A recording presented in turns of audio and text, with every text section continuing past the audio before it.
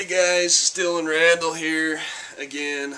I'm talking about my new book, God the Master of Science. And this book goes into a blended sphere of truth between creationism and evolution, scientific theory. It talks about how they can all be on the same in the same sphere of truth, how they are truth and we have nothing to fear from truth. Because if you look at the universe and the way that it is, we can break things down like the cosmological constant. We can break down the things in all of the things like my mind just drew a blank for some reason. All of the variables in the universe, okay, like how everything works, okay. So you've got the gravitational force, okay, the cosmological constant, all the things that keep your cells from just flying apart, all your atoms from flying apart, okay. If these things weren't finely tuned to the very exact trillionth of a degree, life throughout the universe, not just life on this planet, but life in the universe, would be completely impossible. Okay, it's kind of like, I want you to pretend that the universe, as it's ever expanding, okay, it's sitting on a tightrope. Okay, as it continues to expand, it's completely balanced on a thin piece of rope.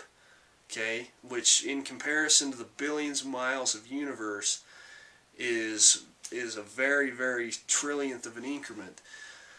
So if you were to take the universe and just slide it over and off the balance of that little fine tightrope, even a trillionth, everything would fly apart. Okay, life would be completely impossible. Okay, if you look at exactly how we're put together, there's a completely intelligent design in all of it. It's just like if you picked up a rock, okay, and you threw it in a pond. There was a thought that went into that. Okay, there was a thought process behind that. Okay, first you had to pick up the rock, then you had to throw it. You designed that in your mind before you did that. Everything, every creation out there, man-made or in nature, was created by a thought beforehand. Okay, and all of the precise, tiny, detailed increments totally support that it had to be put together in the physical world by something that is outside of the physical universe. Okay, and I actually go into this in strict detail in my book, but what I want to throw out, guys, is, I want to throw out the desire thing, okay, because God does give to man according to their desires. Okay, if people don't want a desire to believe in God, he's not going to make himself known. And that's okay. My purpose, I'm not making this video to combat people that say that there's no God. I'm making this video to point out to those that do believe in God, that want to believe in God, that God can seriously use scientific theory.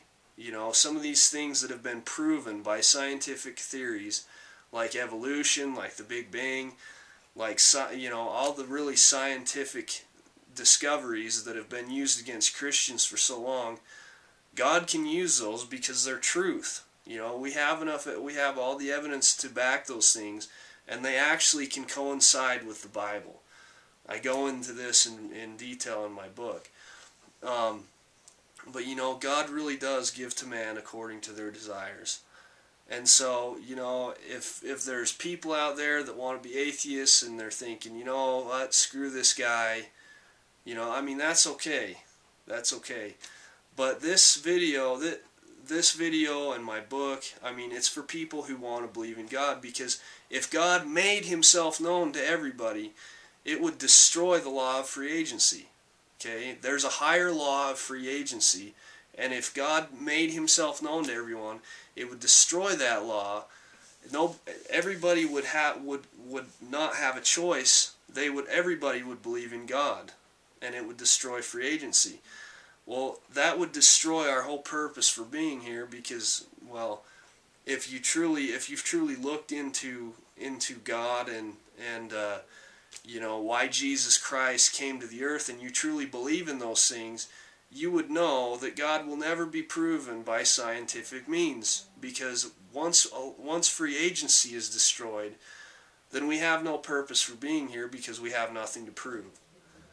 So I just want to point that out, and I do go into that in my book. I go into why there is good, why there is evil, and why we have to have both. Without good there's no evil, and without evil there's no good. And technically, if you look at the increments of hot versus cold, well, we know that cold actually doesn't exist in science, okay?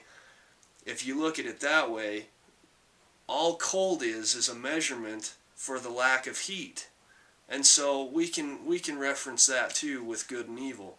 And there's several other things that I go into there in my book, and I kind of explain all of these things that people with very atheistic beliefs have used against Christians for the longest time.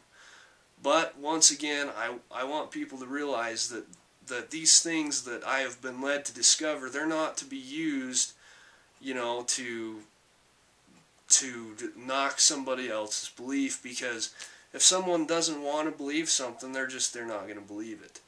But hopefully this will help.